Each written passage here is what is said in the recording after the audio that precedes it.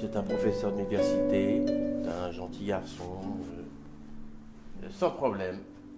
Il se réveille un matin dans son appartement, il sort de sa chambre, il se prépare un café, il fait doucement, très doucement, parce qu'il ne veut pas réveiller sa femme et sa petite fille. Il allume la télévision, il zappe un peu, il s'arrête sur une chaîne, il regarde un documentaire. Et c'est un documentaire qui se passe à l'autre bout du monde, en Amérique du Sud. Tout se passe bien, il trempe son croissant dans son café, et d'un seul coup, il s'arrête. Il s'arrête parce qu'il vient d'entreapercevoir un vieillard qui traversait une place. Il ne sait pas pourquoi, mais il a une bouffée de haine et il se rend compte qu'il veut absolument tuer ce type. Il faut qu'il aille l'assassiner, il faut qu'il l'identifie et il faut qu'il le tue. Je vais aller un tout petit peu plus loin. Il va en effet parvenir à le tuer.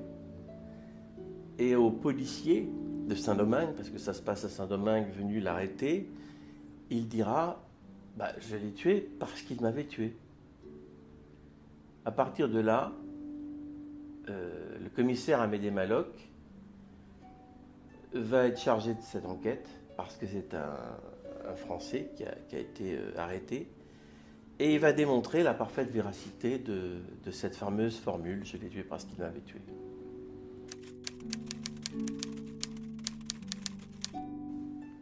La réponse est complexe.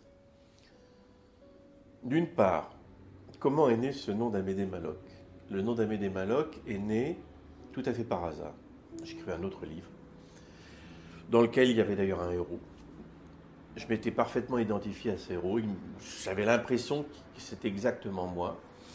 Et j'ai eu besoin, de façon tout à fait subsidiaire, d'un commissaire pour régler un petit problème. Et en 3 secondes, ça a été réglé. Je l'appelais Maloc, parce que je voulais un terme un peu viril. Puis en même temps, je me suis dit que c'était un peu ridicule, cette virilité-là. Et pour le casser un peu, j'ai décidé de lui donner un prénom un peu couillon. Donc j'ai cherché un peu. Et Amédée m'a semblé parfait, surtout que ça fonctionnait bien avec Maloc. Donc j'ai dit Amédée Maloc. C'était un personnage ambigu, à la fois qui se la joue et en même temps qui est quelqu'un enraciné dans une tradition française, etc. Et ce personnage, je lui ai donné les caractéristiques contraires de ceux que j'avais donnés à mon héros. Je me dis, il est contraire de moi. C'est tout à fait le contraire. Moi, je suis quelqu'un de raffiné, de fin, de machin. Je vais en faire un ours, je vais en faire un... Bon. Et quand je me suis mis à écrire sur ce personnage, je me suis rendu compte assez rapidement que j'avais beaucoup de plaisir à écrire les passages qui le concernaient. Et le pire, c'est quand j'ai donné mon livre à lire, tous mes amis, y compris ma famille d'ailleurs, m'ont dit « c'est incroyable comme il te ressemble ». Et là, j'étais quand même assez épaté. Je me suis rendu compte que ce fameux Amédée Maloc, que j'avais voulu définir comme une antithèse de moi-même, était ce qui me ressemblait plus fondamentalement. Et je l'aimais tellement que j'ai décidé d'en faire le héros du livre d'après. Le livre d'après, c'était Les visages de Dieu. Quand je l'ai eu terminé, je l'ai envoyé et il a été publié au Seuil. Et à partir de ce moment-là, Amédée Maloc a vécu sa propre vie. L'autre histoire là-dessus, c'est que j'ai abandonné mon propre patronyme et je lui ai piqué son nom. Et j'ai décidé, moi aussi, non pas de m'appeler Amédée Maloc, mais de signer Maloc. Donc il y a d'un côté Maloc, l'écrivain, peintre, photographe, puisque je signe toutes mes autres créations, y compris musicales, du nom de Maloc. Et il y a le commissaire Amédée Maloc. Voilà, toute l'histoire. C'est la 3e aventure de Maloc. Est-ce qu'il faut avoir lu les 2 premières pour comprendre celle-ci? Il est totalement inutile de lire les 2 premières aventures pour comprendre cette aventure-là. Elles sont indépendantes. À chaque fois, c'est une histoire différente. J'ai pas envie de me répéter, donc chaque histoire répond à un certain nombre de codes, de formatage, mais en dehors de ça, les histoires sont totalement différentes dans leur ambiance, dans leur atmosphère, dans leur déroulement. Et donc on peut lire dans n'importe quel ordre. Bon, il est certain que si on a la possibilité de les lire dans l'ordre, peut-être dans une deuxième phase ou quand on veut, on apprend, on suit un petit peu mieux l'évolution du personnage puisque le personnage évolue. Ça commence par un deuil important puisqu'il perd son fils et ça va se terminer par des choses beaucoup plus heureuses dans sa vie. Donc il est certain que ce soit ce personnage ou les personnages secondaires, en les lisant en ordre, on peut suivre mieux une espèce d'aventure en parallèle qui se déroule sur l'ensemble des épisodes. Mais encore une fois, ils peuvent être lus indépendamment.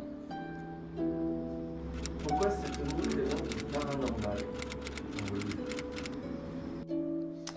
J'adore la littérature de genre. J'adore la science-fiction. J'adore le fantastique. Et en même temps, j'adore la littérature.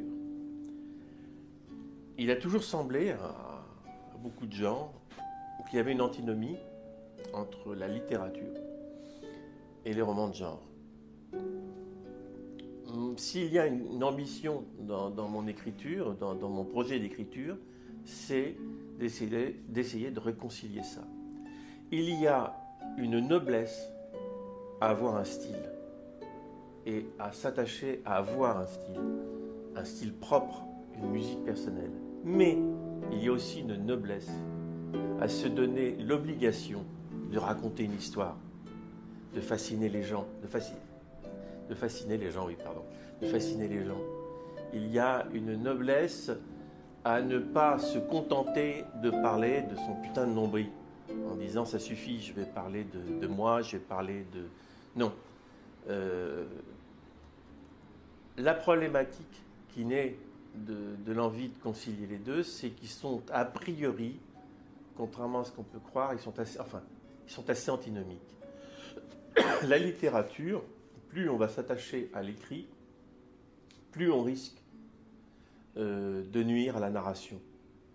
Donc le grand pari, c'est d'arriver à trouver un équilibre entre la fonction narrative et le style. Il y a des émotions qui naissent de scènes, qui naissent de situations. Il y a des émotions qui naissent de la façon de le dire et de le décrire. Parvenir à faire les deux, c'est vraiment l'ambiance, c'est vraiment l'ambition des Malocs. On crée parce que je pense qu'on n'a pas été assez aimé, à un moment, à un autre, par une personne ou par une autre.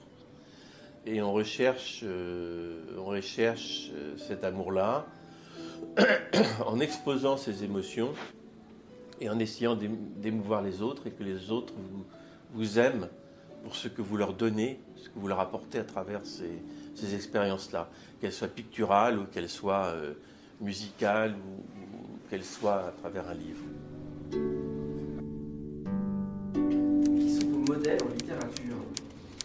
En littérature, il faut dire que j'ai arrêté de lire depuis une bonne quinzaine, voire une vingtaine d'années. C'est pas bien pour un écrivain, ça fait bizarre. Écrivain qui n'achète pas de livres et qui lit pas, mais c'est comme ça. Toute ma vie est prise à écrire, à peindre, à photographier, à faire de la musique. Et j'ai pas le temps de lire, même si j'ai envie de le faire de temps en temps. Je m'efforce de ne pas lire. Donc mes influences sont assez anciennes. En l'occurrence, mes influences sont plus littéraires que dans la littérature de genre. C'est-à-dire que je suis plus influencé. Si je dois citer des noms, je citerai Grac, Céline, Cohen, Albert Cohen. Ça, c'est trois grandes influences parce que ce sont des auteurs qui ont leur propre musique.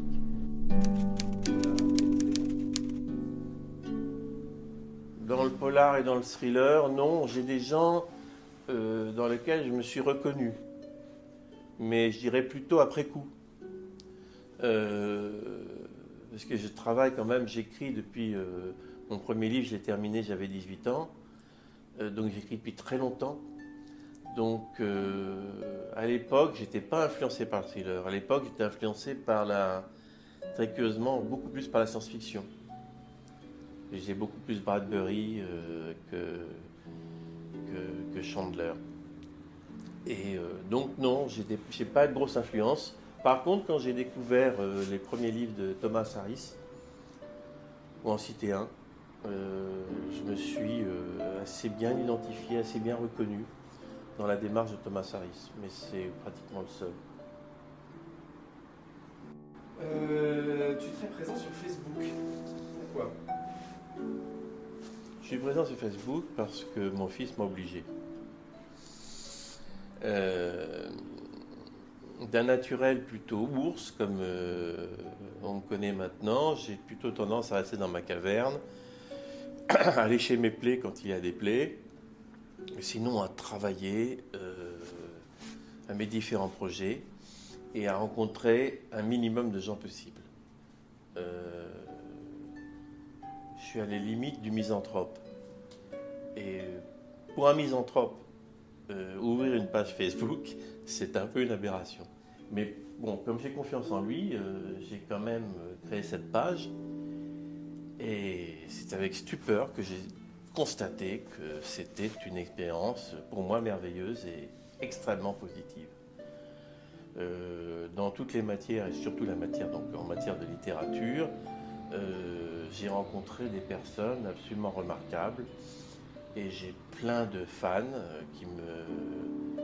qui sont à la fois des supporters, qui sont une présence, et qui sont vraiment d'une aide importante au jour le jour. En tant qu'écrivain, à chaque fois que je vais sortir un livre, je dis elles parce que c'est une majorité de femmes, parce que c'est une majorité de femmes qui lisent en France. Je dirais même c'est 9,5%, hein, sur 9,95%.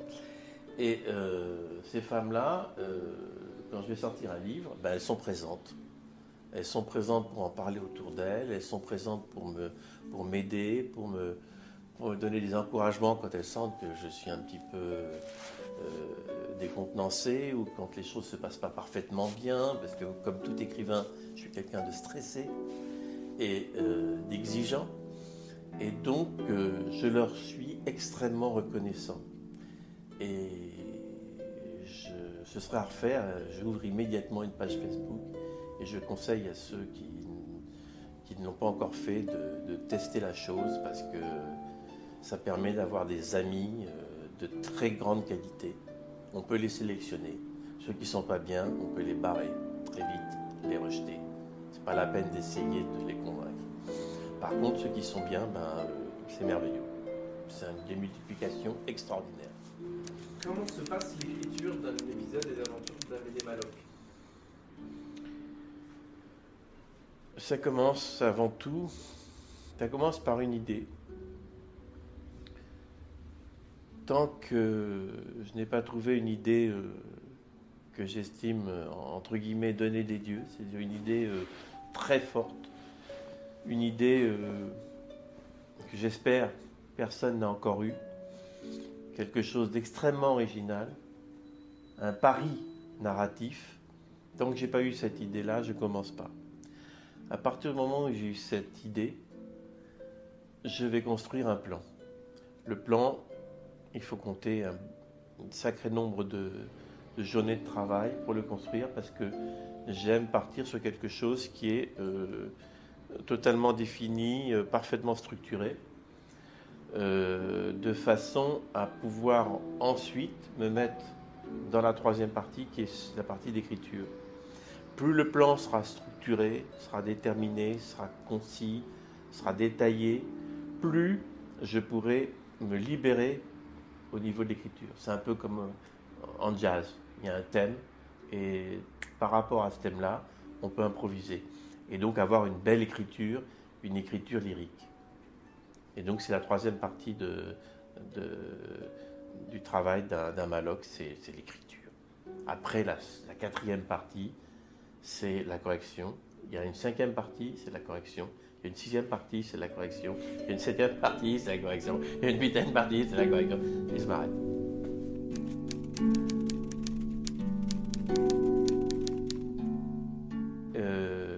La peinture et la photographie influencent mon écriture et vice-versa.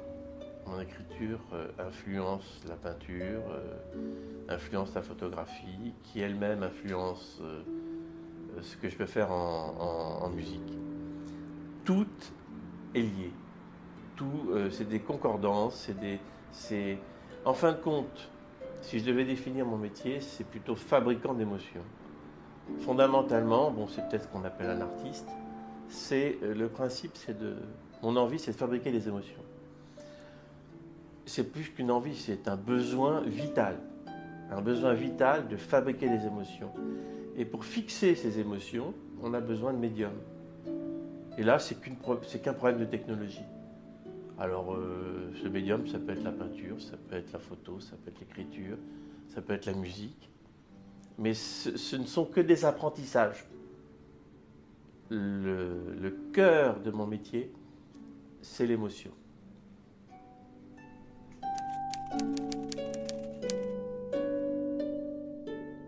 Tout dépendra du nombre de lecteurs. Cher lecteur, si tu achètes mon livre, tu auras droit à une prochaine aventure. Si tu arrêtes d'acheter mon livre, je m'arrêterai d'écrire des aventures d'Amédée Maloc. C'est une menace? Oui, c'est une menace. Non, mais écoutez, il est certain qu'un livre, ça représente environ, grosso modo, 2 à 3 ans d'investissement. D'énergie, de travail, de doute, de stress. Et quand on sait ce que peut rapporter un livre, il faut vraiment aimer écrire pour continuer à raconter des histoires. Surtout quand on écrit des livres, des gros livres de 500 000 signes ou 700 000 signes.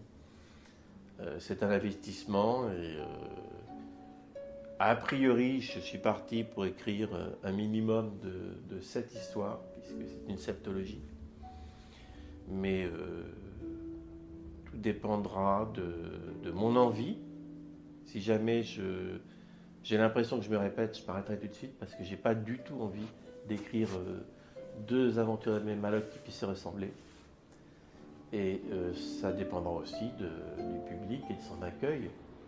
Si le public a envie d'avoir d'autres aventures et que moi j'ai le pouvoir, la capacité d'en écrire d'autres, j'en écrirai d'autres. Si l'un de nous deux ne veut plus, ben, ça s'arrêtera. Vous ne pouvez pas nous donner des petites previews sur la suite? Ben, écoutez, j'ai déjà terminé, bien entendu, puisque je suis obligé de prendre de l'avance, j'ai terminé la prochaine aventure. La prochaine aventure se déroulera dans le sud-ouest de la France, pour l'essentiel, donc un lieu beaucoup plus défini que le cimetière.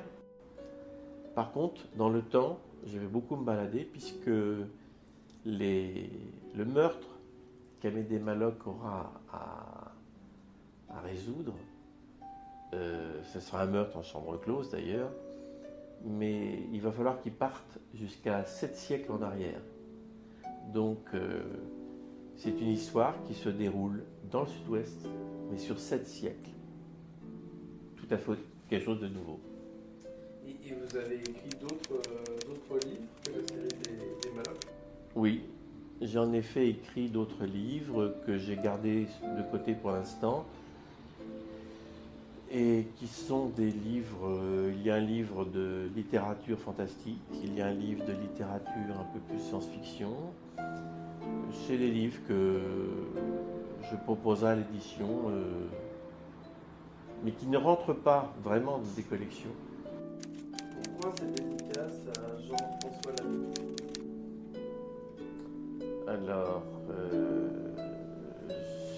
Jean-François Lafitte est effectivement mon oncle. il est mort le jour de l'armistice, le jour même de l'armistice, en 1940. Il avait 24 ans. C'était une personne qui était merveilleuse, une personne très intelligente, qui faisait de la musique, qui dessinait, qui écrivait, qui est parti à la guerre et qui a été abattu d'une balle dans la tête. Et quelque part aussi, j'ai l'impression d'être un peu sa réincarnation. J'ai été sa réincarnation sentimentale auprès de beaucoup de gens. Que ce soit ma grand-mère, que ce soit ma mère, ma tante. Elles l'ont toutes connue, elles l'ont toutes adorée.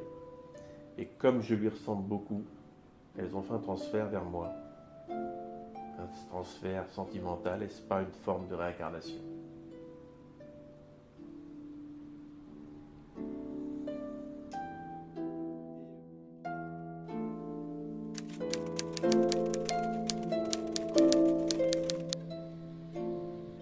Pourquoi le cimetière des Hirondelles? Au départ, pour tout vous dire, le livre s'appelait Le puits aux hirondelles.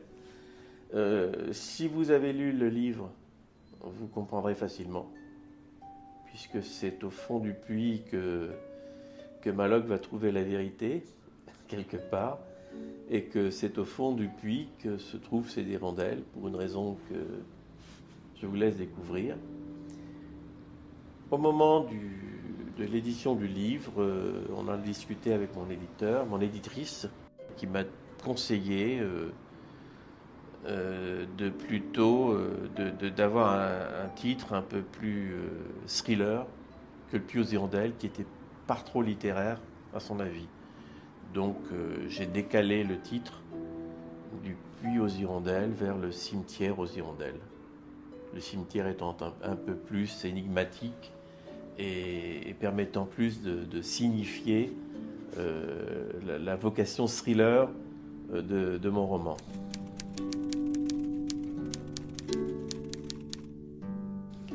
Alors les deux premiers romans, qui sont, je vous rappelle, donc Les Visages de Dieu et Le Massacre des Innocents, vont être édités. En effet, ça fait partie d'un contrat qui a été passé avec le groupe, dans lequel il y a à la fois Fleuve Noir et Pocket. Ils seront donc réédités vers la fin, courant 2013 et courant 2014, chez Pocket. Et il n'est pas impossible, si tout se passe bien, qu'on ait d'abord une réédition du Massacre des Innocents, dans une version complétée sur laquelle j'ai travaillé durant 3 mois cet été, de façon à la rendre encore plus performante, et j'espère pouvoir la rééditer avant chez Fleuve Noir. Voilà. Après, parallèlement, je pense qu'il y aura